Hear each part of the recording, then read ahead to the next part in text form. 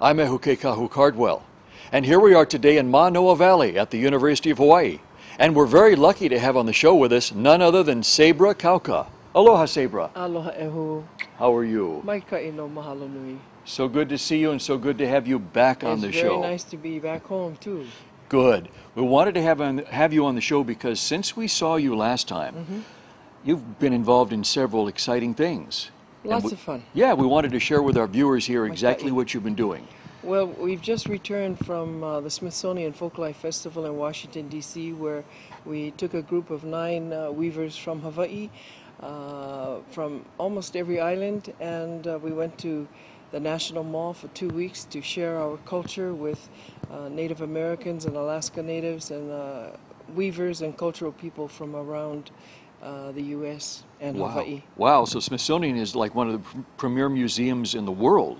They are, and they have held for 40 years now. They've held a Folklife Festival on the mall, and this year they featured 4 segments, the carriers of culture, which are the weavers, and we've been working on this and planning it for 6 years, and finally came to fruition.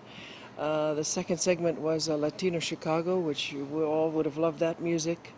And the third was New Orleans musicians. You know, because of Katrina, they've been scattered all over the country. Yes. So the Smithsonian pulled them together and brought them together in this one place, and the music was just outstanding. And the fourth element was a surprise to me because this segment was from Alberta, Canada. Alberta is rolling as far as its development is concerned, and they brought a very large delegation. Alberta government put up quite a bit of money for it, and the U.S. put up some. But the main thing of all of this was to share and exchange cultures. Was this the first time that people from Hawaii had been involved in the Weavers? Well, the Weavers, this is the first time that the National Weavers have gathered, but this is not the first time that Hawaii has been to the Folklife Festival. There was quite a big Hawaii delegation about 6 or 7 years ago that apparently people are still talking about because they had so much fun. They took paniolo, they took hula dancers, they took all kinds of people to this thing. But this time it was a little more specific, a little more simplified, and that was simply the weaving. So from here in Hawaii, a lot of what we took were papale, or hats, because it now has, to me, evolved so that some of the highest expressions of lauhala weaving are in papale. And I am not a master by any means, but you know, I'm still learning. But we did take masters with us, and several of whom I am studying with and learning from, and they've been very very giving. You know, they've been teaching with Aloha. Our eldest was Auntie Gladys Grace from here on Oahu, and then with her was Auntie Harriet Sung from Kona, Uncle Ed Kaneko from Kona. Uncle Ed makes the Kona coffee baskets. He's retired, and his family still raises Kona, so he makes these beautiful, beautiful baskets. And then we had also Gwen Kamisugi from this island of Oahu, and Gwen is a student of Auntie Gladys, and they have a lauhala hui that meets here on Oahu every Saturday morning, either at Iolani Barracks or at Mission House. So Gwen and Auntie Gladys, that is the kind of the school of lauhala that I am studying with. And we also had some young men. Michael Noho'opi'i, who is an Annapolis graduate and an electrical engineer by trade, and he came. And Marcus Marzon, who works at Bishop Museum in the curators, in the collections department. Wow. He was our youngest, but these are all marvelous weavers. And there were many more. There are many more wonderful talented master weavers in Hawaii that I would have dearly loved to have taken had I had just a little bit more money to take them. And we had also a youth weaver, young Mary Mokihana Martin from Kauai. I was asked to nominate one youth from Hawaii who is a weaver who is in the age range 18 to 25. And she's a student here at Kapiolani Community College. She also happens to be, we happen to be in the same halau on Kauai. But she wove a papale, a beautiful papale or hat last year, and also she's quite talented in hula. Wow. So we were asked to share at the opening ceremony for the Smithsonian Folklife Festival. We were asked from Hawaii to share an oli. So all of our hui shared an oli there at the opening ceremony with thousands of people. And then the second time that we shared was inside the National Museum of the American Indian itself. This is a 5-story structure, circular inside with a beautiful wooden floor and extremely good acoustics. You don't need a microphone in there because your voice just carries and all the way up to the top. All the way up. So we did an oli all together, and then Mary Mokihana did a hula for us about Kauai. And then we had Michael and Marcus, who also did a hula, all kahiko. Now we three come from different schools of hula, but we all three, our kumu hula, those that we study with, have all come from the same tree. And that is Auntie Maiki Ayu. Wow. Yeah. So Sabra, how long have you been weaving? I've been weaving now since, well, I've been home about 18 years now, so I would say about 18 years. As a child, my grandmother was a weaver and a quilter, so I would always see well, we had lauhala mats on the floor, and she had rolls of lauhala in the corner of the bedroom, so always, I don't know, I feel rich when I have one roll lauhala in the corner of the bedroom. May not have any money in the bank, but as long as we got some lauhala around, I'm okay. And if I can feel it under my feet. But I also I very much enjoy making kapa. And I want to encourage our viewers to go to Bishop Museum between now and October. There is a wonderful exhibit there of Ho'okahi Kapa, it's called. And this is referring to the kapa that a man and a woman share when they're married, you know? Yeah. They share the same kapa. Yeah. And this was Noel Kahanu's theme that she chose for this exhibit. Auntie Marie McDonald has also been instrumental, and Hiko Hanapi and Kawai Aona Uyoka. Kawai is my kapa kumu. You know, I already mentioned Gwen is my kumu for lauhala, and Kawai is my kumu for kapa. But a year ago they asked me to submit a piece for this show, and I hummed and hawed because I had the Smithsonian Festival, and also because we were quite busy this year making kapa for Kulia Costa from Kauai, who entered the Miss Aloha Hula Festival. And Kulia called me in January and asked me if I could, she said, Auntie, can you please teach me how to make my kapa for my costume? And I took a deep breath and I said, sweetheart, I would love to, but I hope you have plenty of time because it takes hours. But she had a lot of kokua from her hula brothers on Kauai who came and helped us to harvest and clean. And her mama, of course, Dondi, helped us to pound, and she had set aside time. She quit one of her 2 jobs and just concentrated on the hula and on kapa. And so when we got started on this project, she asked me, Auntie, you know, I really want to make a kihei for my kumuhula, who is Snowbird Bento. And I took a deep breath. I said, let's do yours first, and then let's take care of Snowbird. But I already knew that I had enough kapa to finish a kihei for Snowbird. So I put the finishing touches on it for Kulia because you need a few years more experience when you get to those final stages of kapa to me, so that you don't make pukas in it. You know, it becomes very fine. Yeah. And actually, that's the finest piece that I finished this year was the kihei for Snowbird. Wow. So I almost called Snow. I said, Snow, can I borrow that kihei back for the exhibit? But my kapa kumu said, no, it's already given. You must make another. So I traveled around the country. I finished a piece here, but I wasn't pleased with it. I put it in my suitcase. It traveled around the country with me for 4 weeks. I dyed it, actually, when I was in Arizona visiting my daughter. I put my Olena dye on it. And then I said, you know, because I had already put my water stamp, everything was on it. And, but it somehow just, when I got to Washington, D.C., I just didn't have the oomph to finish it with stamping it, you know. Putting those final designs on it. So it still sits at my house, and I'll finish it, and when we bring this kapa exhibit to Kauai, then I'll have my piece in there. But please go and see the show. It is absolutely beautiful.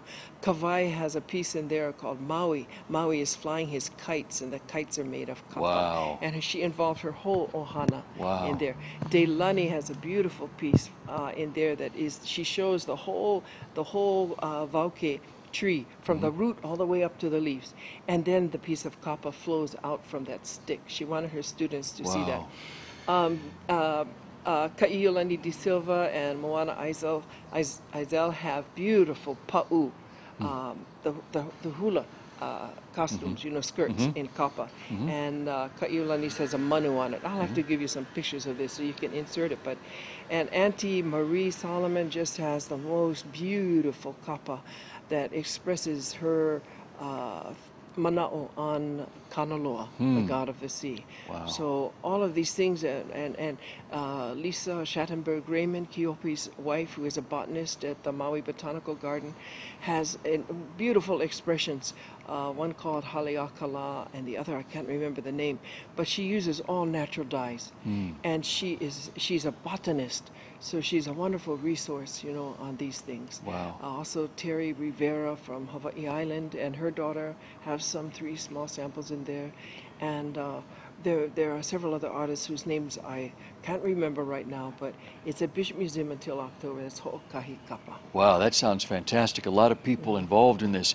You know, Sabra, we have people who watch our show both in Hawaii and outside of Hawaii, around the world on the internet.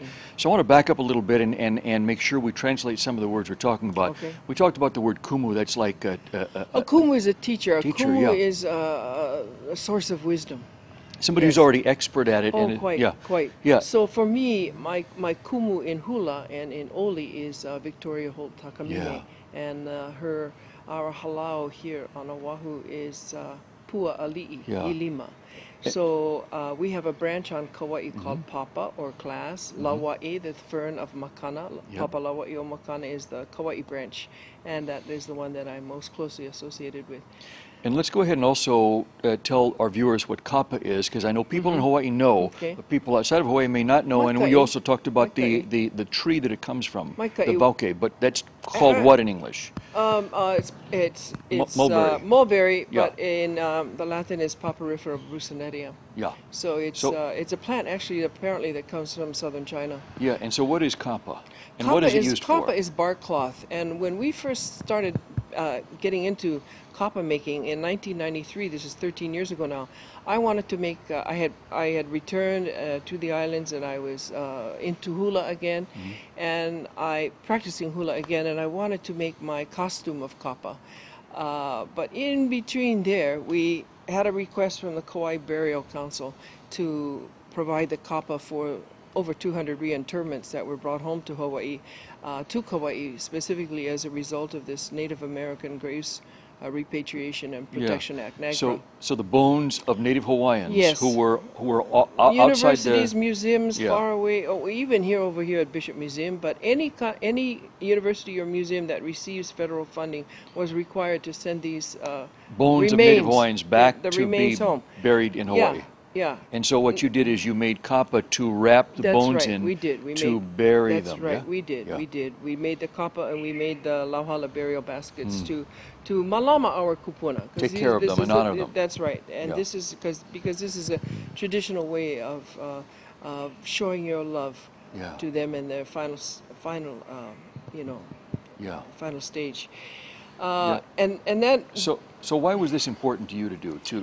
To make the kapa, to bury to wrap around the bones. Right. Why was that so important to you? Because I know you spent hours and hours and hours of making that by hand, and it's such a laborious process. It is. But by the same token, it's a labor of love. It's a labor of love for sure, and it's something that we felt that we needed to do to malama, to take care of. We felt that it was our kuleana, or responsibility, to take care of our kupuna. Ancestors. Of our ancestors, absolutely. Whose bones should never have been removed from Hawaii. Never have been removed, ever, and will never be again. Yes. We are awake now.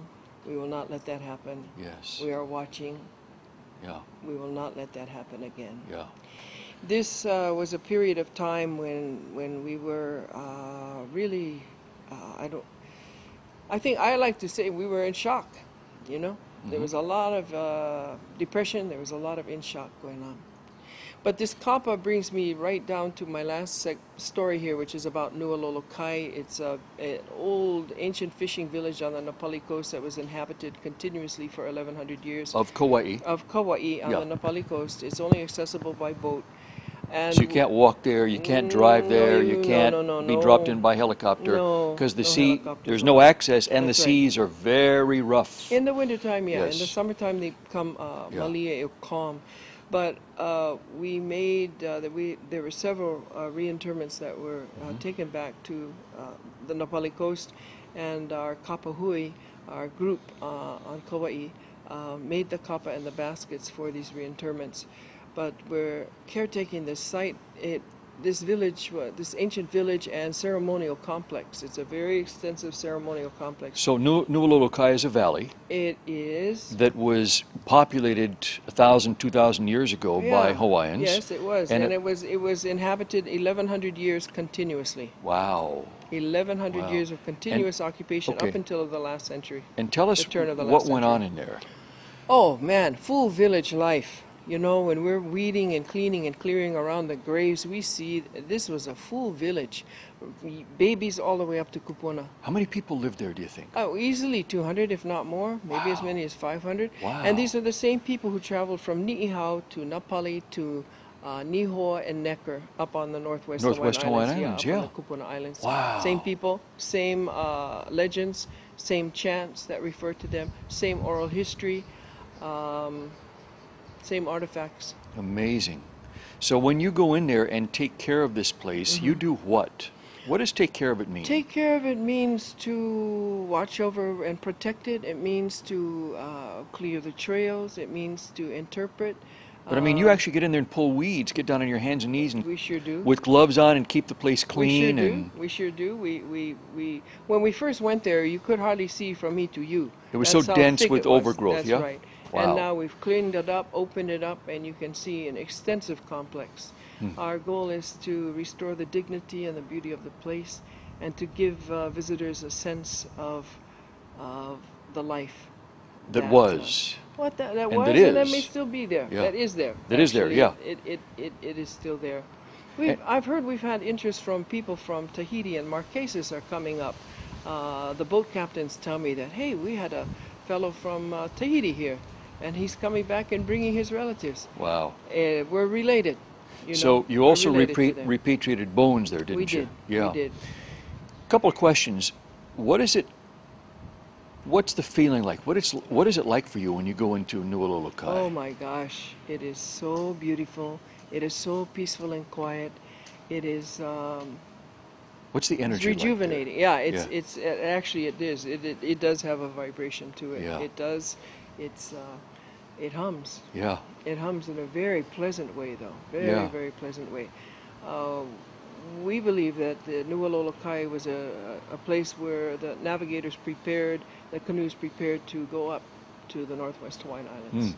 It faces that direction. So that was maybe a point of departure where they picked up a current. Absolutely. Yeah. Absolutely. Certain times of the year. Yeah. Between Ni'ihau, Napali coast, and Nihoa.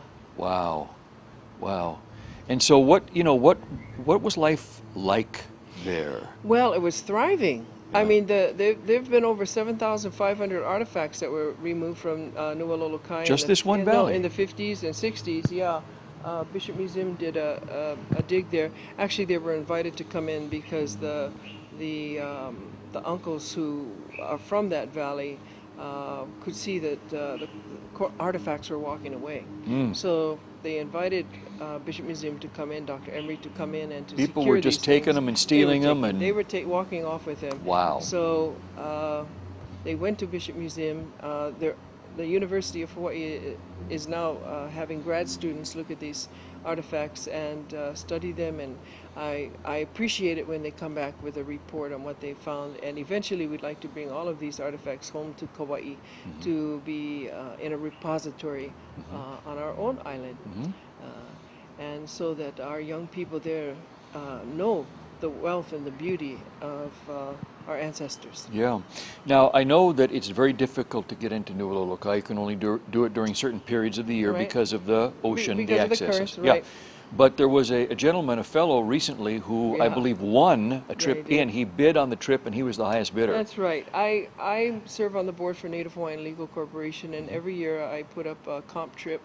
I get one of the 3 boat companies who are permitted to comp a trip in, and I go in as an interpreter for this. So this year, Andrew Agard won the bid and brought his wife and 2 little boys in.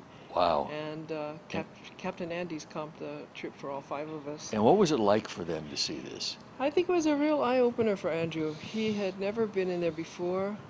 No one in his family that he knew of had been in there, but he does have family from the island of Kauai.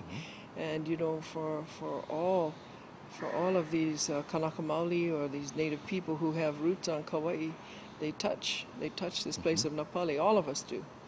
But it is, to me, an area of such beauty, of such natural beauty, and of such great interest. And there was a great deal of art that was actually, produced there. There were the finest makaloa mats that were found. There's some of the finest fishhooks and carvings that have been found. Tell us what a makaloa mat is. Describe that. A makaloa mat is the finest mat that's made in Hawaii. It is grown from a sedge, which is rare at this time because its habitat has really been impacted. And it was primarily made on the island of Ni'ihau and on the island of Kauai. But this plant also grows in Kona, in the Ankia line ponds there. And it also grows actually on Molokai. But it's a fine sedge, and it's actually feels very kind of silky, smooth, kind of finer than linen. But it's very difficult. I've only made small pieces with it. First of all, it's not that abundant. Secondly, it takes years to make these mats, and there are some huge mats in Bishop Museum. Kauai Museum has mat. The Smithsonian collections have mat there. The makaloa mat. Have makaloa mat. The Heard Museum in Phoenix has a makaloa mat. They didn't know it until a few years ago. I went for a meeting there and took a tour of their collections, and I spotted that mat immediately. I said, "Do you know what you have?" He said, "No." I said, "You have a makaloa mat. It's probably from Kauai." It's very, very beautiful. Wow. It's a very fine mat, beautiful weave. But get this, there was a woman from Kekaha who in the 1800s protested the taxes on her that were being imposed on her. And she wove into a makaloa mat her protest. Really? And that mat exists today at Bishop Museum. Wow. And it's all in Hawaiian, Maka'olelo Hawaii Vale no, and she wove her protest. I said, man, that must have been some ticked off auntie boy to go through all that trouble. She put it in there for generations. Yeah. Whew. Yeah, and people still see it today. You still see it today. You know, Sabra, when you go in and take care of a valley like this, when you step forward and say, we're going to be caretakers, this is not a paid position. This is a labor of love. All volunteer. And the commitment lasts for years, for your lifetime practically, yes? It's been 14 years since we took the first reinterment back, and I really do have to credit Hui Malama and Hale Aloha Ayau and our partner Alan Carpenter at State Parks, and Mo Majors, a former archaeologist here at State Parks, but they and Martha Yent, they've all been very supportive of these activities and these efforts, and of course also with Hale Aloha and Ku. But what made you decide to step forward and say, I want a malama, I want to take care of this valley? It's really simple. It just came to me, and it's love. It's just totally aloha. Aloha for the place, aloha for our culture, aloha for our people.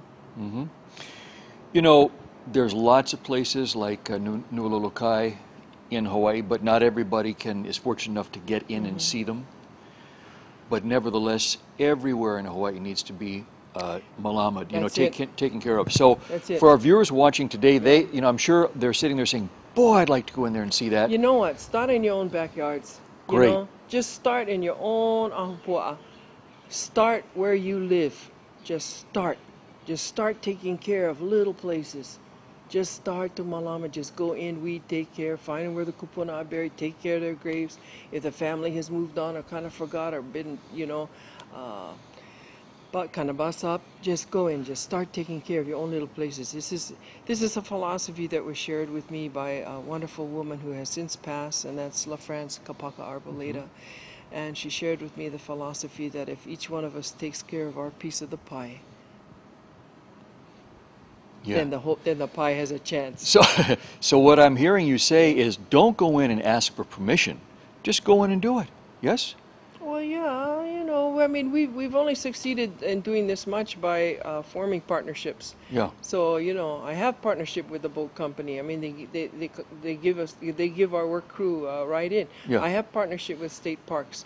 You know, I'd rather work openly with them in partnership than have to, you know, hunker down and have to run every time the boat comes in. Oh, sure. Yes, and we have partnerships with many youth conservation corps. For instance, last 2, 3, 4 years, we've been bringing them in so that the young people on our island who are considering, you know, going into careers in environmental management will see the places of beauty and hopefully love them, have as much aloha for these places as we do. Yeah, you know, some of us may be the kind of people who think we need to wait until somebody asks us to do it. Go find them, go jump in. Go jump in, go say, hey, can I help out here? Can I kokoa? I mean, golly, man, you can start in your local graveyard, you can start in your local park. You know, you can start in whatever places you have in your valley or wherever you live. I mean, even if you live in a condominium, you know, you look around your place where you live and see what it is that, you know, you can take care of. Is there a stream by your house? Does that stream need cleaning up? You know, that vai has to flow. All that water has to flow for all of us. Yeah. You know. Yeah. What will Hawaii look like if people start to step forward and take care of this place and this place and this place and this place? Oh, spiffy. Spiffy, man. You know, and then too, we're not going to have this kind of environmental disasters, that we had back here in March over here on the Alawai, over here in Waikiki. We won't have that, you know. Yeah, yeah. On Kauai too, we won't have that. Yeah. So it sounds like this whole taking care of places has to be almost a sacred act and has to be primary in Hawaii amongst everybody. Well, I believe that. You know, I don't care where you come from, I don't care where you're born, but if you live here in Hawaii, you have a kuleana. You have a responsibility to malama this aina. Even if you're not Native Hawaiian, huh? Absolutely. Yeah. Absolutely. Everybody. Hey, even the guys go down the beach, surfing, drinking, whatever, pick up your bottle, throw them in a recycled can, pick up your cigarette butts. Awe no ho'i'e. In fact, pew that thing. Pew that paka. Folks, you heard it here first, right from the source, right from the kumu.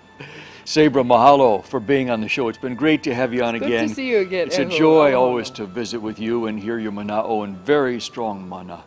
So mahalo. This has been Voices of Truth, one-on-one with Hawaii's Future, brought to you by the Kiwani Foundation. I'm Ehu Keikahu Cardwell, and until next time, ahui o.